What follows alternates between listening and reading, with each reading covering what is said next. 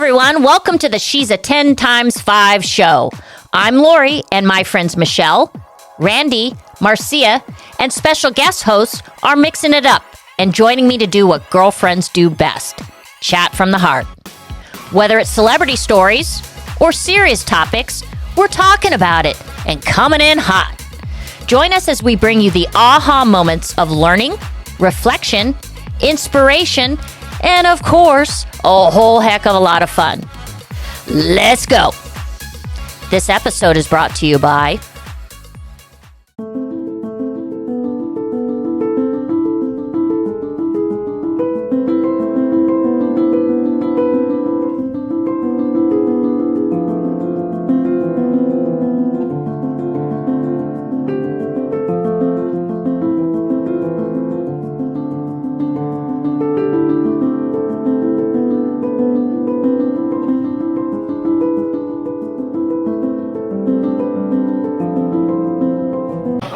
Hey everyone, welcome to She's a 10. Zequad.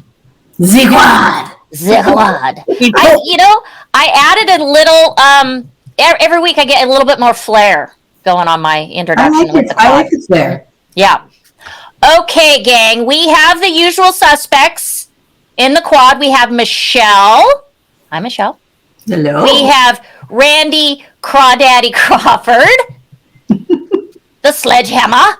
And our special guest host of the week is one of our former guests, Jennifer Arrundale. Did I say that right? I'm known to massacre the names. And she also, oh, by the way, happens to be a stand-up comic. And therefore, she has a gray screen. That's right. I don't want to have my screen outshine me, so I went with gray. Yes. Well, you look good in gray. It's almost June gloom time anyway, so you're very apropos. Perfect. Yes. Okay, ladies, we've got 3 fun and gritty topics, and we are going to slice, dice, fling, sling, and chop them up. Hey, that little breakfast sandwich did wonders, didn't it? It did. Yes, it did. Okay. Yep.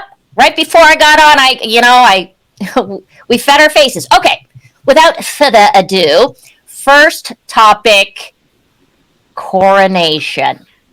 All right? Yeah. Are you in it or do you not give a fuck? I'm starting with our guest host, Jennifer. Where do you stand on the Coronation? That is a great question, Lori. Well, here's where I stand. I have sort of British roots. My mother-in-law lives there. My daughter is visiting there now, so she actually went and sat on the grass. I give a medium fuck, I would say.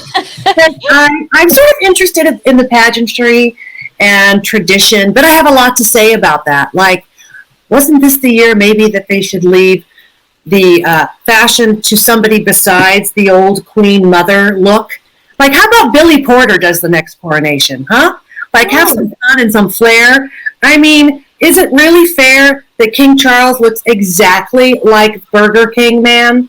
I mean, really. That's just ridiculous. You can buy all those outfits on at Party City right now. So I feel like they missed the mark on taking an opportunity to modernize it. It's just too old-fashioned. And even poor Kate Middleton looked like she was wearing 4th of July bunting around her neck. You know? Oh, this is gonna get Randy spicy. Randy, I'm gonna throw it over to you because I know how you feel. Let's go. Let's hear it. It's not that I'm spicy. First of all, I've always been in the I don't give a fuck category. I've never watched any royals, no royal weddings, nothing. But because it's been shoved down our throats for the last few years with Harry and Meghan, and I watched The Crown, I kind of now am with you. I do give a medium fuck. So I woke up, I turned it on, I watched it, and here were my 2 overriding thoughts. A, poor Harry. Like, God, he was sitting in the 3rd row with the freaking pedophile. It doesn't get any worse than that. So, yeah, I feel like, Harry, it can't get any worse for you, dude. Just live in Montecito, keep your mouth shut, your head down, and move on. And Camilla, ew. Just yuck. I can't stand Camilla. Done with her. So, I love Kate. I'm not going to lie. I love Kate. She's beautiful. If this monarchy had gone to Kate and Will's, I think people would have given two fucks, actually. But I believe the question should be, why the monarchy to begin with? What a big, fat waste of money. Yeah. All right, Michelle, weigh in. Yeah, I give 0 Fs. Yeah. I'm coming in at a big 0. Thank you for being PG on that. I I'm love so it. PG. Yeah. Okay. Well, I'm kind of torn. I think I'm going to go with size medium as well. And the reason why I say that is, I don't know, maybe it's because I went to a military academy. I am a big fan of long-standing traditions. And so that does strike a little bit of a chord with me, and, seeing the whole pomp and circumstances and the traditional, jewelry and robes. So I kind of dig that, but I'm not a fan of Charles or Camilla. And so, watching them, they're old now. I mean, they're taking over at an old age. It kind of reminds me of what's going on over here. But I think you're right, Randy. If it had been William and Kate, I think it would have been a much bigger opportunity to lean in and kind of take notice. So, okay. I love it. And I love the Whoppers. Yeah, it was very... Hold the pickles, hold the lettuce. Prince Charles is... Don't forget us. Okay. Next topic. Boy, you guys, we're just... Yeah, we're rolling. I mean, just one other note on the outfits. Every other woman looked like she was a flight attendant. Okay. With the little hat. It's like, do you work for the Emirates woman? It was just crazy. Yeah. They had on their fascinators. Yeah, you know what? I love those hats, though. I'm kind of a hat fan. We should show up on the next quad and all have one. We should all have a hat. I have a great hat from opening day at Delmar Fairgrounds horse racing. So. Yes. Oh yes. Yes. Okay. Fascinating. You know what I love is you came prepared with props. Yeah. She's a comedian. Of course she did. That offsets the gray box. It's Charles on the line. Yes, dear. yes, you did look like an ermine-colored tampon. Okay? All right. So this is great. All right. So she surfaced again, our friend Gwyneth Paltrow. And, I'm going to start with you, bitch. Michelle, because that's what I'm saying. This bitch. Yeah. I mean, okay. So if you don't know, she kind of, was it a podcast or an interview that she did? I just saw the clips, so I'm not really sure. But she kind of went out in public and talked about her sexual relations with formers Ben Affleck and Brad Pitt. And Randy, I'll go with you. Okay. Tacky or tasteful? I mean, or just real stuff. I mean, what are your thoughts there on the stuff she's spewing? Well, okay, but to give it a little context, ladies, she was on Call Her Daddy. So I don't know if any of you are members of the Daddy Gang, but Alex Cooper, she's like the number 2 podcaster in the world, right behind Joe Rogan, and her podcast is right ahead of us. You're third. Exactly. Coming in exactly. Let's not get this twisted. Daddy Gang should be worried about the fivers. So Alex has always had a very sexual kind of vibe when she brings a guest on. And then over the years, she's progressed to where she has more mature conversations. But guys, they all come back to sex. So what I did, Lori, is I listened to the first 20 minutes of this interview where Alex says, Apple is in the room. Apple has given me permission to come in hot, ask whatever I want to ask, and I'm going to come in hot. So Gwyneth knew going on Alex Cooper, going on that podcast, Call Her Daddy, she was going to get asked these types of questions. Do I think it's incredibly tacky that she is talking about that stuff? Hard, yes. It's fucking awful is what it is. But let's not get it twisted. She knew what she was getting into, and so did the daughter. I mean, that's what the whole podcast is. It's salacious and juicy, and she's going to want, and this woman has a very stacked roster of men behind her. So, is super tacky though. Yeah. Okay. Michelle, you want to add anything? Because we had a little spicy dialogue about it the other day. Yeah, I just think it's just, she has zero I don't even know if you call it girl code, but it's like, it's someone's husband. And I don't know about Brad Pitt. He's not married now, but it's just so tacky. Like, I get it that the show's provocative but I don't know. I mean, I would be pissed if somebody was on there talking about my husband. So I'm going to be Team J-Lo on this. I just think it's extremely tacky and not cool. And I think she's just notorious I feel like she's always trying to be like the cool girl or the cool woman. Like, yeah, look at me. I slept with Brad Pitt and Ben Affleck. Well, good for you. But you don't need to she should be worried about the fact that, she named her daughter Apple. I mean, that's got to count for some therapy at some point, right? I don't know. Okay, Jennifer. I don't care about that. I just think I saw it and I was like, wow, really? You went there? Come on. Yeah. Okay. Yeah. Here's what I think. I think any woman who names a candle after her vagina, puts jade eggs up her cooch, is going to say just about anything to be relevant, or at least what she thinks is relevant. She's so out of being relevant that she will say anything to try to get back in. I mean, this is the same woman who said, I'm not sure how healthy bacon is, but I know it's incredibly delicious. And in the next sentence says, I don't eat four-legged animals. Yes, she's a total flip-flopper. I've said that before on the last show. Flippity floppity. Yes. So I was fascinated to know what made Brad so good, though. You know what I'm saying? Well, I mean, yeah, we all wanted to know, but sometimes you just got to keep those things in the vault. Yes, for sure. In my vault. Oh, I'd love it in my vault. Thank you. I'd like that in my vault, too. Okay. Well, here's my thing, is what's kind of sad is, she's an Academy Award-winning actress. She's part of the elite club. She's an accomplished actress.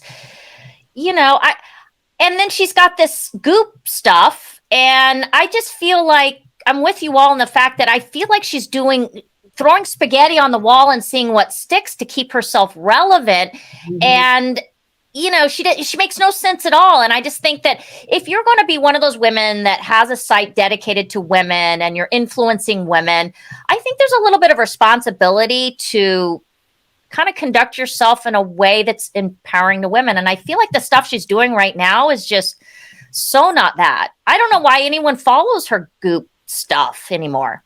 Yeah. I don't know. Yeah. Lift women up and make them comfortable in their skin. But all her products want you to change your skin, change your appearance, and, do something to make yourself look like something that you're not, I guess. But yeah. Okay. We look good and take care of ourselves, but it just goes a little bit beyond. Absolutely. And I didn't see the whole thing, Randy. So, but again, like, there's nothing wrong with answering questions, but there was a way that you could have done it. Like, she could have just had fun with it. Had a little more couth, I think. And the way she responded, I just thought, again, that's somebody's dad, somebody's husband. I just think super tacky. I'm with you guys. Yeah. Gone on at all. Yeah. And the other thing about Gwyneth that's so interesting is that this goop site, I remember when it first came out, I remember talking to different friends about it and they were like, Randy, have you seen it? It's got all this great stuff. You guys, it's so expensive. I mean, that thing you stick up your cooch is very expensive. I was going to get the vagina scented candle as a joke for a friend. It was about $85. I was like, nah, joke's on me. I'm too cheap. Like, that stuff is crazy. Yeah. Wow. Yeah. Too bad I didn't get that candle, huh? Thanks, Randy. Okay. So those were two fluff cookies that I threw up for the gang. And now we're going to talk about something it's gritty and it's multifaceted. And I think we're all going to have something interesting to talk about. And I'm going to preface this and tee it up with, I'm in a book club. That's what we Freebird, middle-aged women do. We join these book clubs. And I wasn't too thrilled about the one of the choices for this month. It's Paris Hilton memoir. Anyway, I'm really tired of celebrities doing memoirs. I get that they're salacious and whatnot, but whatever. So I'm diving into Paris Hilton's life.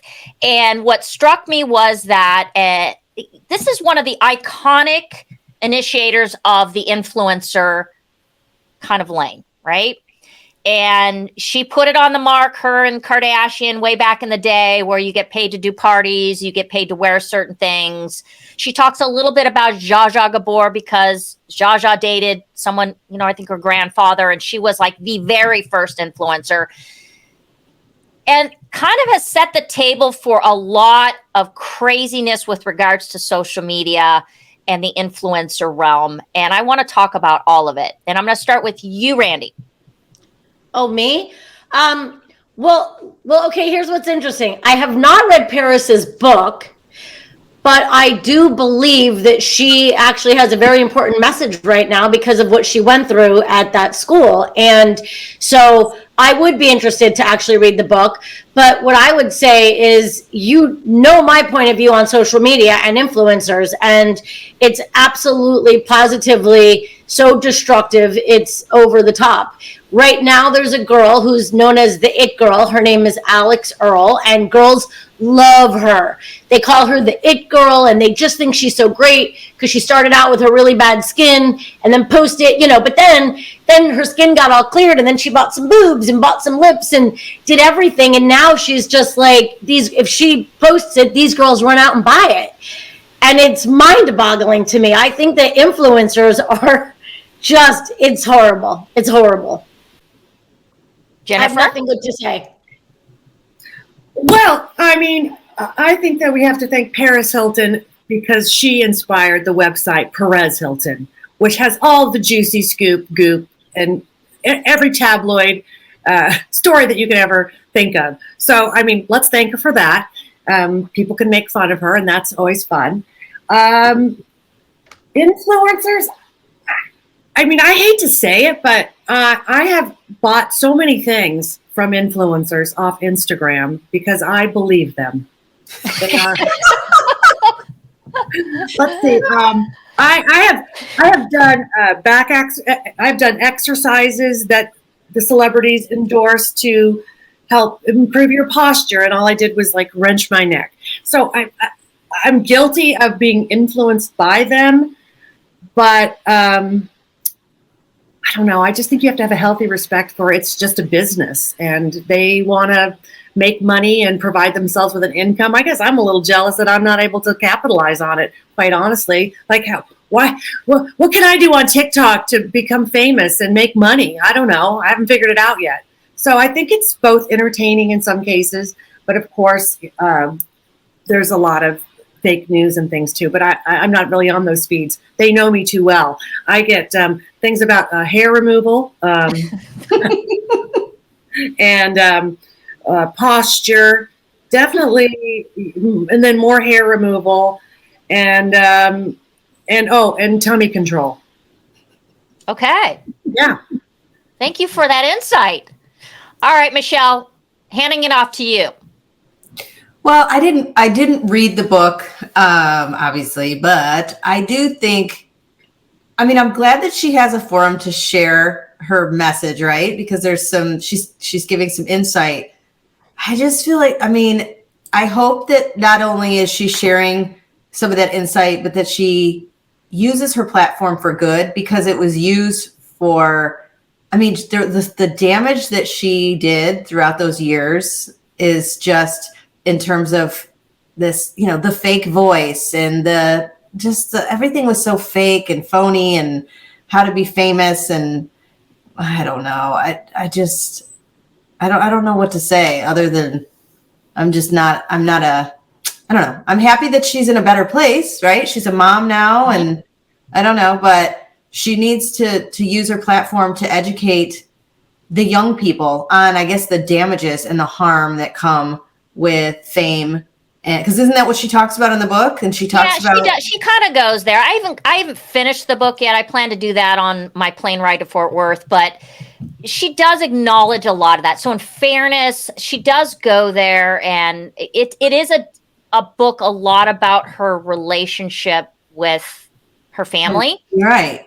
Yeah. Which was bad, right? Her relationship was bad, and her parents sent her off to the school where she was sexually abused and so forth. I mean, and I think that's the message, is like understanding that she was acting out, and a lot of things were based on the way she was raised and the privilege and kind of, her parents maybe not being involved and getting too much at too young. That's the type of stuff that I would love to see the message, not just becoming a New York Times bestseller and making millions of dollars. She already has money. Make a difference. Do something with your platform so that maybe young kids that maybe still look at you because you're a DJ or whatever it is that she still does. I don't really know, selling products.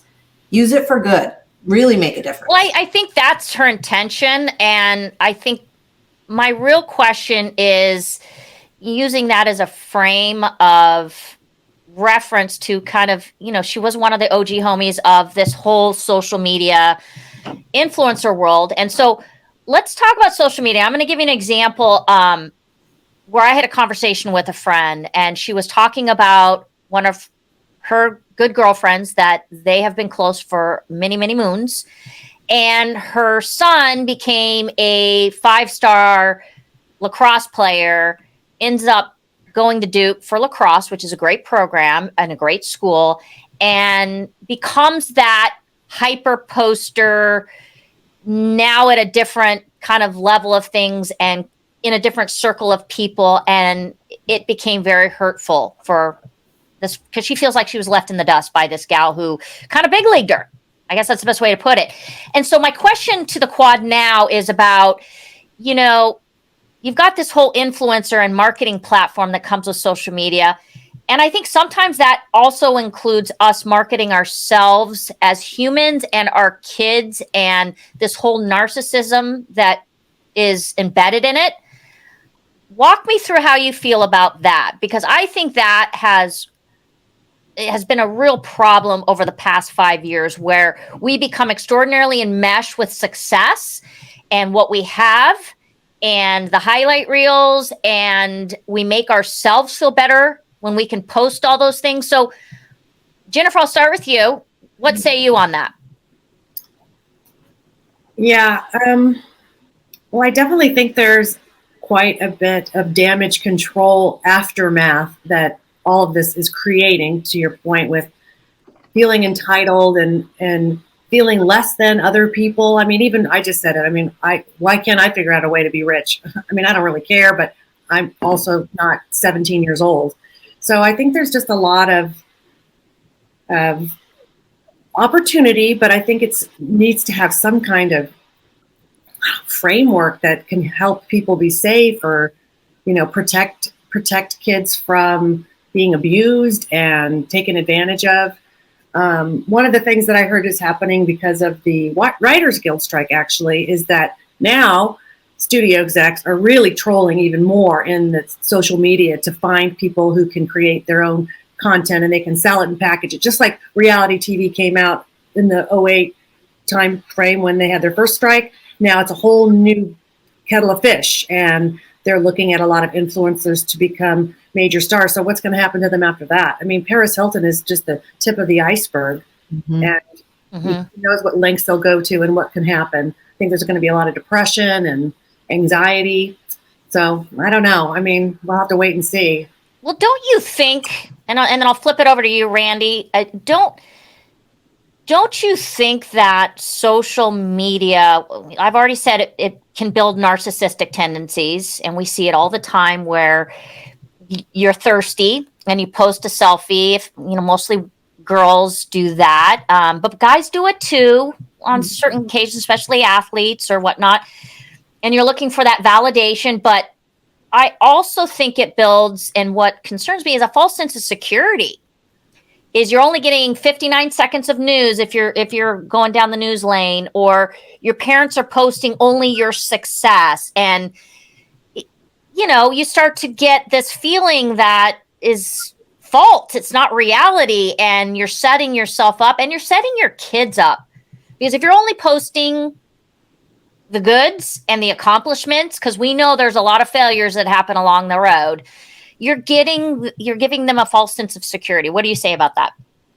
Well, and if I'm being completely transparent here, for me, I have never, since social media came out, I've never posted about my kids it's a weird, like I told you, I grew up with this whole like red face test. My dad taught me like look in the mirror and be able to, know that I've done good today. And I think somehow my kids put the fear of God in me. So I don't even understand that narcissistic behavior of posting anything about our kids and their successes.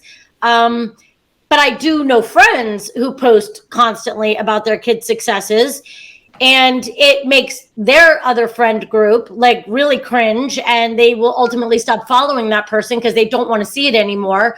But in terms of our kids' psyche, I think the biggest downfall for social media is that they do look to social media for validation, and they post, and the minute they post, it is so important to them to see how many likes they have, who's commenting, who's saying something, who's not commenting, who's not liking it. And that is really scary because that is where they're getting their validation. And what's interesting about social media is their piece might not come up in someone's feed right away, and then people won't comment on it or like it right away, and they take this to heart. And I don't think we need studies to tell us that it's bad. It is bad. I work with those kids, and it's not bad. It's horrible. It's like, just God, I know that you post and you're putting yourself out there and getting vulnerable, but if you're gonna post, you have to understand that everybody's not gonna like your picture and how that's gonna impact you and how you feel about yourself. Yeah. Okay, Michelle, weigh in. Yeah, I mean, I'm somebody that likes to post, so I do post up. In fact, like Facebook, I have so many photos of my daughter from the time she was born on. And in fact, she loves to be like, Mom, let's go on Facebook and look at memories. I always said it was like my photo album. Yeah. I do like to post accomplishments, but I do think that most of the people I have, I mean, I try to keep my circle of people that are my friends. I don't think I go overboard, but I do know some people that do that were like, oh, there she's posting again. But I do like to post. I feel like there needs to be a balance. I mean, somebody who's in the, I guess beauty space, I feel like and I say this, I've said this in my book, I talk about this all the time. There's nothing wrong with posting the branded photo of yourself, but you also can't be afraid to get on camera with your hair in a ponytail and no makeup on. So we can't just show one side of ourselves. We need to show all sides of ourselves and not be afraid to do that. As for the validation and likes, I do think I come from a different generation, so I wasn't born with a phone in my hand. I do think it's a major problem for the younger generation now, as opposed to us, where I think we were like, oh, Facebook. Like if you go back and look at the posts from when we started, like, we didn't know what we were doing. Yeah. So I do think like most of the people in mine are like my grandma, my aunts, my cousins, and we're kind of, that's the way we share information to kind of stay connected. So in that sense, I like it, but I do worry for the younger generation because they do go for so much is about validation, but you have to have a balance in anything in life. And I think if you're going to show the greatest accomplishments, don't be afraid to show yourself, not at the top of your game either. Yeah. Well, one good thing that Instagram has done is they do give you the ability to hide likes.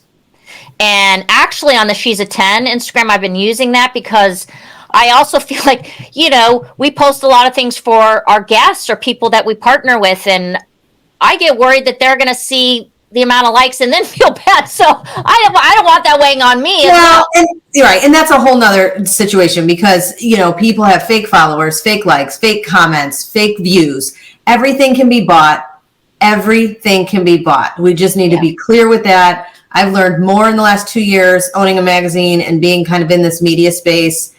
And everything is fake. So stop, believing that so-and-so is like, oh my gosh, she got like millions of followers. They're bots. Okay. She's probably got and same thing. So I think we just need to be able to be transparent about everything. Yeah. Any finals, Jennifer, on that? In your gray box? I did a whole. It's kind of a heady topic. I mean, I think we all have, through experience, our own lens on this. And remember, just be pictures of your food and people feeling #blessed, feeling blessed. Yeah. Those were the good old days of Facebook when you were, to your point, Michelle, just sharing kind of within your own group and letting friends and family know what you're up to. And they saw your kids grow up and it was kind of novel. It is definitely morphed into something else. Facebook still, I feel, is for us more seasoned people. Yeah, certain age. It has it has its purpose. It's I Instagram that are out of control. I popped smoke and got out of Facebook during the pandemic and election gauntlet because, boy, I got a lot of Facebook friends. I don't know how I collected them and kept them, but I got the conservatives, the left, the right, center, military, non-military. It gives me major anxiety, and so I can only imagine what our kids go through. But the two things that I kind of, again, I'm only like halfway through the Paris Hilton book, was it reminded me of how this whole thing got started. And, look at the Kardashians have built $1 billion empire out of this, whole thing. And we don't even know how that happened. It seems like a blink of an eye, but it's been quite a while.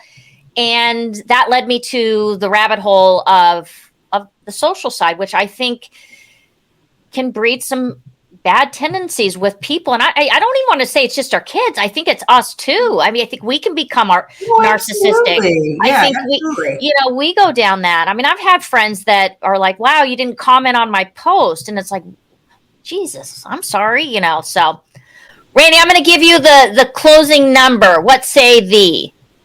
Well, what I say is this. I am not as anti-social media as it makes it sound every time that we talk.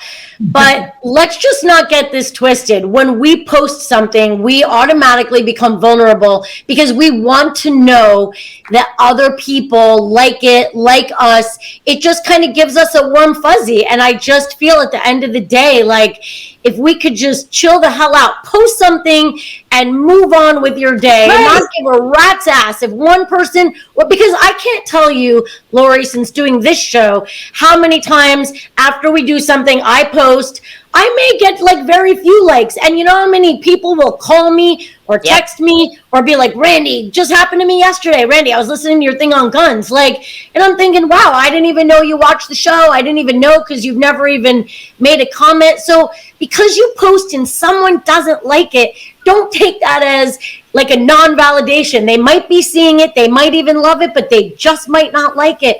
And I wish we could get out of the mindset that likes equal validation. I would do anything. Or followers equal friends, right? Yeah. I mean, that's the other thing is that I think, sometimes we've looked at people like we look at potential guests for our show and we'll go, wow, they've got 400,000 followers, but it really doesn't mean they're going to be a great guest, right? I mean, and it doesn't mean they're going to give us a good marketing push. It's interesting you say that, Randy, because I will add this to that thing that you just talked about, which is our age group.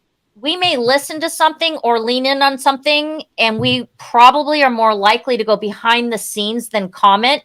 But just because people listen or watch the podcast, I have found doesn't mean they actually want to follow us on Instagram. It's kind of an interesting dichotomy there. Yeah, and you don't take it personally. No. That's the thing. I mean, look, I like the Armchair Expert, but I don't follow it on Instagram. So sorry, Dax. Okay, ladies, anything else? Anything, Jennifer, that you want to leave this esteemed group with? Oh my golly. Geez. Well, speaking of Burger King and Prince Charles dressing just like him, did you know that Burger King is like going out of business? No, I did not know that. The iconic Whopper is gonna go? It's the chicken sandwiches for me. Ooh. Oh, those are good. I love me a good Whopper. You know what I'm saying? Yeah. What else? Who else is Bed Bath & Beyond? Jenny Craig is closing. Craig is closing the doors. After 6 months with them, the only thing I lost was $800. I'm just saying. All right, ladies. So here's the deal. Guys, you'll love this. I'm getting on a flight tomorrow, and I'm going to be out of pocket because my oldest is graduating, and we're sending him to Europe, and then hopefully he'll be off the payroll. So yay for me. And so I will be out of pocket for a bit. And then also we are going to do a gauntlet for our streaming services. We're going to interview 13 guests in the next 2.5 weeks, Michelle and I. So talk about anxiety. Yeah, it's on. So we're going to take a beat away from the quad until we resume back in June. So we're ending on a good one with Jennifer Arrundale. And thank you so much for being with Jennifer. You want to tell everyone where they can find you? Sure, on Instagram, where I post about myself at Jennifer Arrundale, and Facebook Jennifer Arrundale. And I was booted off Twitter for reasons I don't understand. Yeah, I saw that. And you do post up about Yeah, How do you get booted off Twitter? I have no idea. I have Did you piss off Elon? You know, Elon and I, when we had our talk last week, he said I had too many opinions, so I was out. Yeah. I have some shows coming up at the Comedy Store later on in the summer. So yeah, just watch for my shows coming up on my feed. Awesome. Come see me. Okay, thank you, ladies, and thank you, tenors. That's Randy came up. She coined that term for our listeners. Tenors. I love it. And we will catch you beginning of June, where we'll have Crawdaddy and Michelle and I don't know, maybe another stand-up comic come back. All right. Yeah, I love it. Okay. Until next time. Thank you. Follow us on Instagram at She's a 10 times 5. You can click on the link in our bio to listen to all of our previous episodes, as well as check out our live video interviews over our YouTube channel. You can also find us on Apple, Spotify, iHeart, pretty much wherever else you decide to listen to your favorite podcast. Don't forget to hit subscribe.